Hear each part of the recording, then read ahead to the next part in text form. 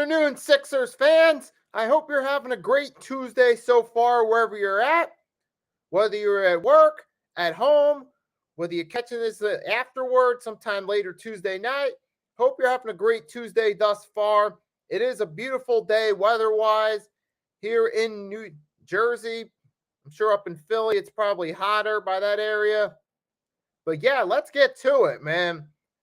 So, yeah, with that being said, welcome to 76ers season recap. Please make sure to drop a like, comment, and subscribe. Now, this is airing on two platforms. First on the Nikki Stees channel and on the Hardcore Sports Network. And the Hardcore Sports Network, there's a notification there they posted yesterday. Follow our new Twitter. That is the new Twitter link for the Hardcore Sports Network. So I'm going to make sure that you hit that up. Right there. You can copy and paste into your browser. You can go to Twitter, hit up Hardcore Sports Network in the search engine. That's the new Hardcore Sports Network's Twitter page. Make sure you follow. Now, alrighty. Yeah, as you can tell by the title of this, you know what I'm going to talk about. I'm going to talk about the Philadelphia 76ers. Going to recap their season a little bit and give us some small preview of the upcoming series against the Brooklyn Nets. That's in store. And I'm going to talk a little bit about the play-in tournament here while I'm on here. I'm also going to talk about it tomorrow on the Pick and Roll podcast, 5 p.m. Eastern Standard Time on the Hardcore Sports Network, featuring myself, Mitch Kofsky, Next Shift Randy, NYG Jeff, and maybe a guest appearance or two throughout it. But yeah, I'll also talk about that tomorrow as well. And I'm going to talk about that a little bit too. But let's not continue rambling on. Let's get into it. All righty. Now, again, so the 76ers, we went into the season. My expectations were that they'd be one of the top teams in the Eastern Conference through the regular season. They made some moves in the offseason that looked interesting right there. The DeAnthony Melton move. Got Montrezl Harrell, you brought him in as a backup center. It looked like that'd be a decent move right there. That he'd maybe be a decent backup center because he was former sixth man of the year with the Clippers with Doc Rivers. But that didn't turn out as planned. You had PJ Tucker, which had mixed opinions at the time. Looking at it now, we're all agreeing on whether or not it was a good or bad move. I'll get into that in a little bit. However, there was an upgrade on some of the bench pieces, or at least an attempt to upgrade, which seemed like this could make the team better regular season team. And James Harden looked like he got himself back into shape. I mean, going into the season, a lot of things were looking upward as far as the regular season goes. But a lot of us, myself included, were still thinking with the mindset of this team could be another second round playoff elimination come playoff time. And, well, that could still very well happen. But here we are. Long story short, we made it through the regular season, folks. The regular season's over. 76ers are in the playoffs. They finished the regular season with a 54-28 record, 34-18 against the East, 20-10 against the West teams, 29-12 at home, 25-16 on the road. And yeah, they did finish with 2-game win streak. And now this season, remember early on the season, it was looking a little shaky for the Sixers at first. You weren't sure well how this team was going to do. You remember they were kind of struggling around the beginning of the season until around Christmas break. And right around Christmas time, they started to get hot. They started to win some more games, started to look better. Because early on in the season, it was looking like the Sixers might be a 5 or 6 seed that first month or so. And you were thinking maybe they'd even fall to the play-in if they continued going in that direction. But obviously they turned that around. They did improve their winning percentage from Christmas onward, and they certainly had finished off better. And you could tell one of the big things about, obviously you had Joel Embiid. He played like an MVP. Here we are again, third straight year, and beating Jokic are in the MVP discussion. Two big name centers from that 2014 NBA draft class in the MVP discussion, which I'll get to that in a little bit. And of course, Embiid was obviously pointed as he was leading this team. He was once again the heart and soul of this team through the regular season, as we come to know. Embiid, I mean, he was putting up some solid numbers. too, which I'll get to that in a second, get to the exact numbers. But once again, another stellar season for Embiid, helping lead the 76ers to the number 3 seed. Again, another excellent season, his 4th straight NBA All-Star game. And let's take a look. This season, I mean, he did end up playing only in 66 games, but you know what? For those 66 games he played, he certainly had a major impact on this team right here. And he was averaging about 33 points per game. He averaging close to 2 blocks, about 4 assists. Embiid was having a nice game, especially offensively, and he was even getting some blocks and some steals too, which was you had a nice regular season again from Embiid. Now, obviously, though, there is the MVP discussion with him and Jokic, which let's get into that right now while I'm still on the subject of Embiid. Let's get that one out the way. Now, as far as the MVP discussion goes, a lot of people now are pushing for Embiid, but especially in the Sixers fan base, but there's a lot of people in mainstream media and people outside of it that they're trying to come up with some different reasons as to why wouldn't be the MVP. Now, I remember back, I think it was 2019. Was it James Harden? Or I remember it was James Harden one of the years. He had a potential to win his second MVP. I think it was 2019. Correct me if I'm wrong. But one of the reasons, when he was still with the Houston Rockets, one of the reasons apparently he didn't get the MVP was because of his lack of defense. That was one of the reasons they justified that year. But here we are now this year. You're comparing Embiid and Jokic. Embiid's showing more defense than Jokic is. That's one of the big contributing factors that I look at when it comes to the MVP discussion. There are times Jokic's defense is terrible. Garbage at times. Embiid's defense is certainly better than Jokic. That's one contributing factor. And certainly, you got to remember something too.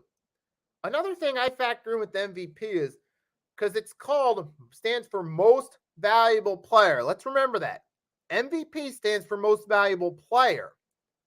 And certainly when I look at how valuable Jokic is to the Denver Nuggets versus Embiid with the 76ers, Embiid's scoring in his defense is more valuable to the team as a whole. Not to take away from Jokic. Jokic is a good player, of course. He's a great player amongst today's standards. But also Jokic has some help over there too that Embiid doesn't, which means I feel like Embiid's more valuable to the team with the Sixers. And then some people will try to point to the record. Well, the Sixers still won some games without Embiid. He's not really as valuable as you're making him out to be. Yeah.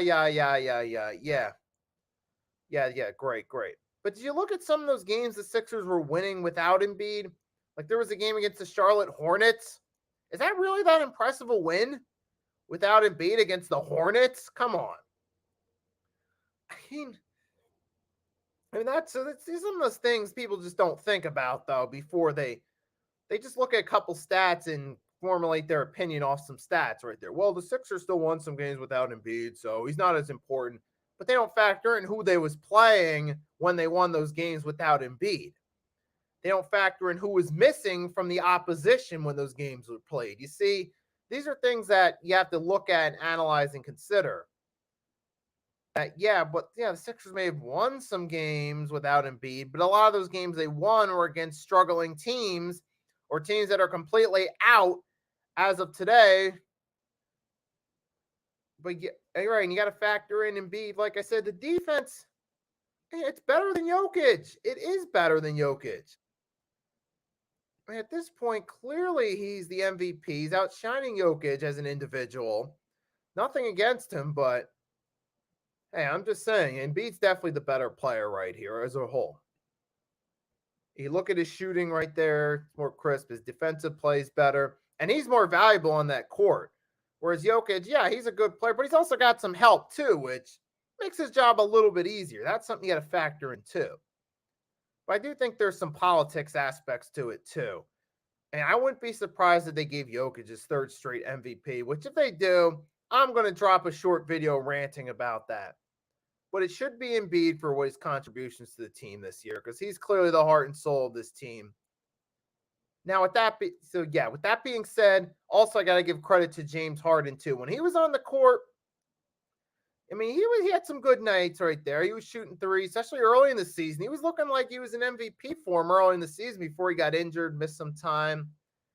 He came back from the injury. He didn't get back to where he was at the beginning of the season. He still had some good games though. Harden still put up some good scoring efforts. So he's certainly a contributing factor to this team being in the position they're at as the number 3 seed. Don't get me wrong, he is a contributing factor. I ain't taking that away from Harden, but yes, it was a nice effort by Harden. And Tyrese Maxey, hey, you know what? I respect his efforts, what he's doing right there. He's going out there on the court. He's taking shots. He's not afraid to take shots like a previous player that was supposed to be a star on this team. Maxey, he was doing pretty nice. And he even tried to work on his 3-point game. Which I still think he needs work on going forward. But at the same time with Maxey, you know what? He's still young. It's only his 3rd season in the league. He could definitely improve that 3-point percentage as time goes along. But as far as Maxey goes, I definitely give him credit for definitely doing a good job shooting, man. And hey, further, thanks for stopping by. Hope you're having a great Tuesday thus far. Yep, and I'm on here obviously talking some 76ers basketball, recapping the season, going to preview the playoffs a little bit. But Tyrese Maxey, yeah, he's another player that deserves credit. He's really the third, he's the 3rd best player on this team. But then there were even times that Doc Rivers decided to try to use Maxey off the bench, partly because the bench sucked and he felt Maxey could be a contributing factor. But that's also a contributing factor too. Bench ain't that great too. But you also have Maxey. He was averaging 20.3 points per game. He was also getting 3.5 assists per game. We'll just round it up to 4 assists. So we'll say 20 points a game, 4 assists per game on average. He was averaging close to 3 rebounds. So he was at least doing something also. He knew how to give some assists too. And he was also a good shooter. So that was good for Maxey, man. Now, obviously, he did miss some time, which prevented any chance of him making the All-Star game. But you know what? It was a good effort right there by Maxey. So I at least appreciate that and feel he was valuable as well.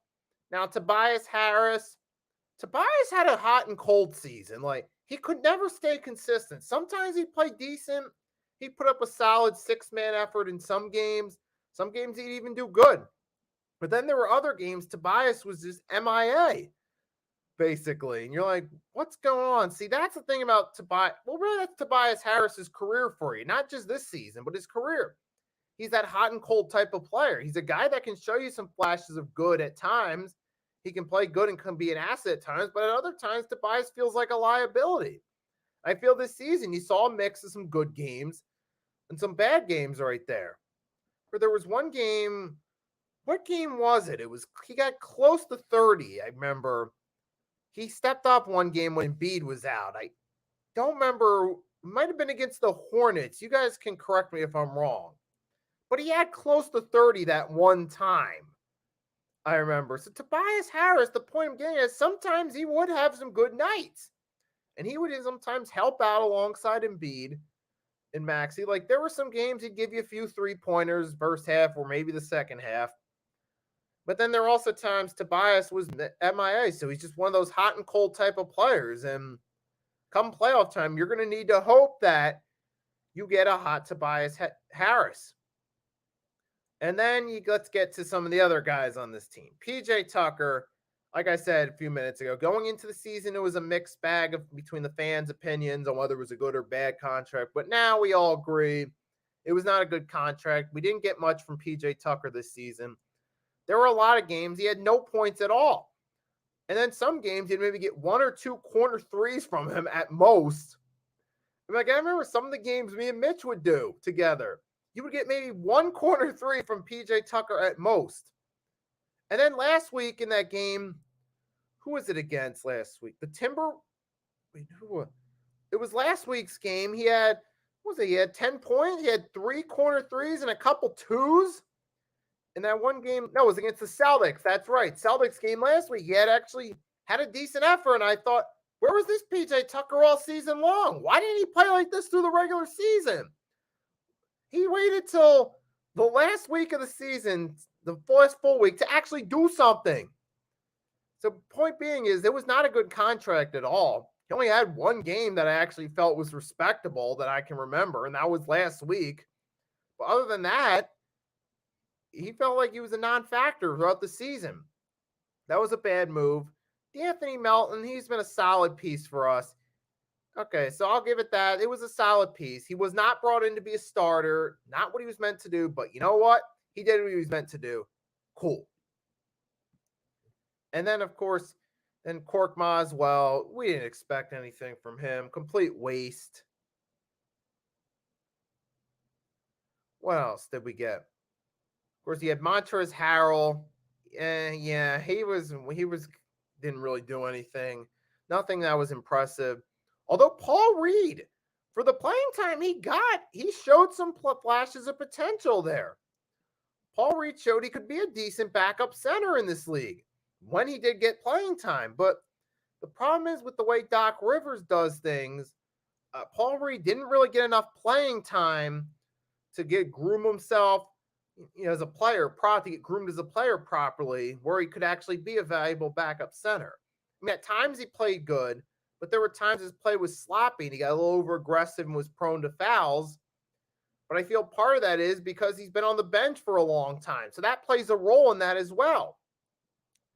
But he showed potential, but wasn't fully at his, but he still wasn't fully there yet. He was still getting up too many fouls. If that makes any sense.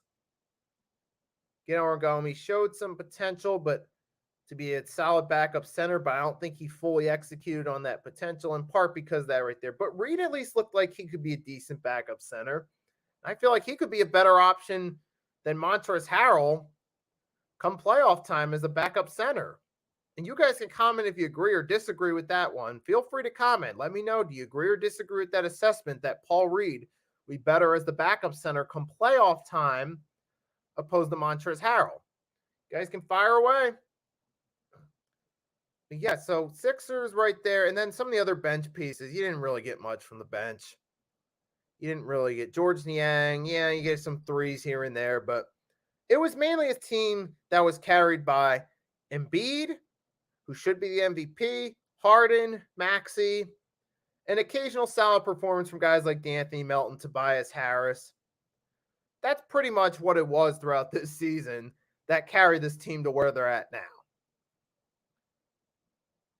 But now let's take a pause for a second.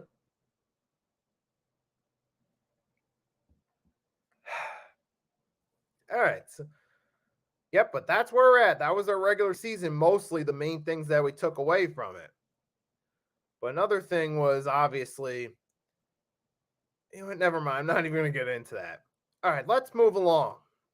Now we move on to the playoffs. We got the Brooklyn Nets in the opening round. Now, this should be, in all intents and purposes, a cakewalk. This should be right here. We should be able to go out there, take care of business against the Brooklyn Nets right here. Go out there, take care of business, because really, we compare, look at the Nets roster, who they have currently. You got Mikal Bridges, Cam Thomas, Spencer Dinwiddie.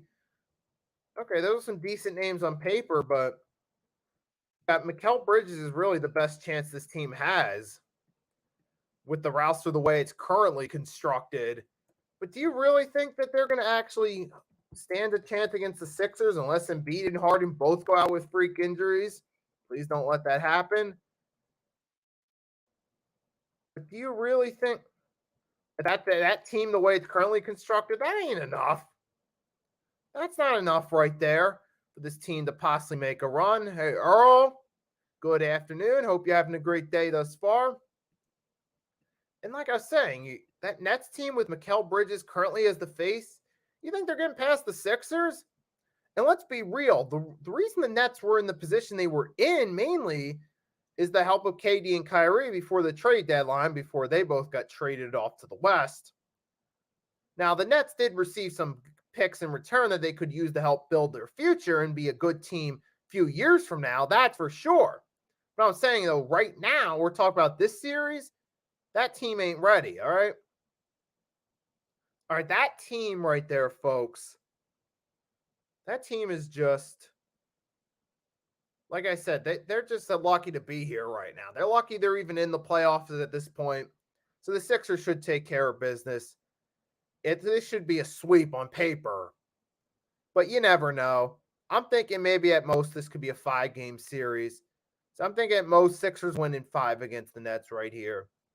Look, you got within the combination of Embiid, Harden, Maxey. It's just going to be too much for that Nets roster right there. They just don't have the pieces to compete with those guys right there. And plus, the Sixers have home court advantage games 1 and 2. It seems to me like it's an obvious. Do we really need to talk about this more? Do I? No, you guys get the point. Just is way too obvious. Sixers should take care of business. If they don't take care of business that easy, then something went wrong. But I'm predicting Sixers in 5. I got the Sixers in 5 in this one. But you guys can give me your predictions. And speaking of predictions, if you come to my channel, you probably saw there's a poll right there asking who's going, how far the Sixers are going. Will it be a first round exit, second round exit in the conference championship, or NBA finals win or appearance? That's the poll question right there. You guys can answer that while this video is still going. And I'm also going to put that now. I'm going to put that on my community tab too as a poll question too. You guys can answer it there as well. I'll do that immediately after the sharing. But yep, is he still coming in? You can still vote on that poll. Oh, yeah, but as I was saying, right, the Sixers, they should definitely take care of business there against the Nets. But then we'll have to move on to the second round. Let's see, who we play. The second round, it's going to be, so we got the second round would probably be us having to play the Celtics in the second round, because that would probably be where it ends. Probably where its season comes to an end, and we'll probably end up falling short. But yeah, I'm predicting it'll be second round at furthest. That's how far I see this team going, because the way they played throughout the season, they just came across another second round exit. Yeah, your three, like I said, your 3 guys right there that mainly carrying the team. I feel like that's a team that's good enough for a regular season, but it ain't going to get you to win a championship. Because this bench, they don't have the bench pieces to win a championship. This team, between some of the guys they got on the bench, like you got the guys like Korkmaz, Niang. Those guys ain't it. You got Shake Milton. Nah, that's not a team that's going to win a championship. So I got the second round exit. That's how far I see this team going. So, hey, I mean, if you're if you're a Sixers fan, the way I see it as far as the season goes, to give my final thoughts on the season, at least not the Hornets or the Pistons or the Rockets or the Spurs or the Pacers or who else? At least you're not one of those teams. At least you're a team that at least will put together a good regular season, give you at least something to be proud of. Certainly better than being any of those teams. Or a team like even the Mavericks, where there was some hope going into the season, only for it to completely collapse. At least the Sixers fan, you at least have a decent regular season. But if you're looking to be a championship team, yeah, this ain't going to do it. It's not. But that's my thoughts right there on the regular season. Now, I'm going to switch gears. There's one last thing I'm going to talk about before close it out. I'm going to talk a little bit about the play-in tournament. That's right. The play-in tournament starts tonight. You have the Heat versus the Hawks, 7 versus 8 in the East. And then at 10 p.m., Lakers versus Timberwolves, 7 versus 8 in the West. Now I'm going to share the screen with you guys for a second so you guys can see what it looks like. I'm going to show you the complete playoff bracket. Give me one moment. All right, here we go. Here you go. You see it. Right now, you got Sixers, Nets set up. Cavs, Knicks set up in the East. Out in the West, Suns, Clippers set up. And the Kings and Warriors. Now, here we go. Tonight's game, you got Heat Hawks first, 7 p.m. Eastern Standard Time. Winner of that game, as you see by the arrow here pointing to the W, goes and plays the Celtics in the opening round, 2 versus 7. Out west, Lakers Timberwolves, 10 p.m. Eastern Standard Time, 7 p.m. Western Standard Time. Winner of that game goes and plays the Grizzlies in the opening round. And then, of course, the loser of this game in this game goes to the final playing game and plays the winner of the 9 versus 10 game. Then the winner of 9 versus 10 versus the loser of 7-8 will get the 8 seed in each conference. But most of you guys probably already know how that goes. My predictions, though, predictions for it, I got the Heat to beat the Hawks and to play the Celtics in the opening round. And I also got the Lakers beating the Timberwolves to play the Grizzlies in the opening round. For the Pelicans and Thunder, I got I'm going to go with the Thunder in an upset. So I'll say the Thunder will play the Timberwolves for the 8 seed. Timberwolves will win that. Timberwolves will play the Nuggets in the opening round. Lakers play the Grizzlies. In the East, like I said, I got the Heat beating the Hawks. I got the Raptors beating the Bulls, then I got the Raptors playing the Hawks for the number 8 seed in the East, and I have the Raptors winning that game. So I got Raptors Bucks 1 versus 8, Celtics Heat 2 versus 7, and then out west I got Nuggets versus Timberwolves 1 versus 8. Yep, and that's my predictions for the play-in tournament and what the brackets are going to look like. Then I'll even go take it a step further. I'll take it a step further. All right, opening round. Then I got the Bucks beating the Raptors. I'll see the Cavs beating the Knicks. Got Sixers to beat the Nets and the Celtics to beat the Heat. Then I got Western Conference opening round. Got the Nuggets to beat the Timberwolves. I got the Suns to beat the Clippers.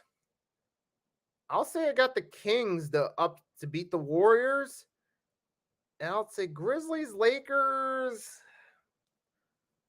I'll take the Grizzlies to get the win against the Lakers. And then second round, I got Grizzlies, Kings. Well, the Grizzlies winning that series. Then I got the Nuggets beating the Suns in the second round out west. Second round in the East, I got the Celtics beating the Sixers, another second round exit. Then I got the Bucks and Cavs. I got the Bucks beating the Cavs. Western Conference Finals, I got Grizzlies, Nuggets. I got the Nuggets winning that series. And then the East, Bucks and Celtics. I got the Bucks beating the Celtics, get the revenge. And I got Milwaukee Bucks versus Denver Nuggets in the NBA Finals. The Nuggets finally win a championship. There, I'm going out on the limb making that prediction. If I botch it, you guys can come back and laugh at it later. But that's my predictions for the NBA playoffs. And yeah, that's all I got to say for today, for this one. So everyone that tunes in, thanks for tuning in. I hope you enjoyed. Hope you enjoy the rest of your Tuesday. And please stay safe. Enjoy this beautiful weather. And until next time, Nicky Stees signing off.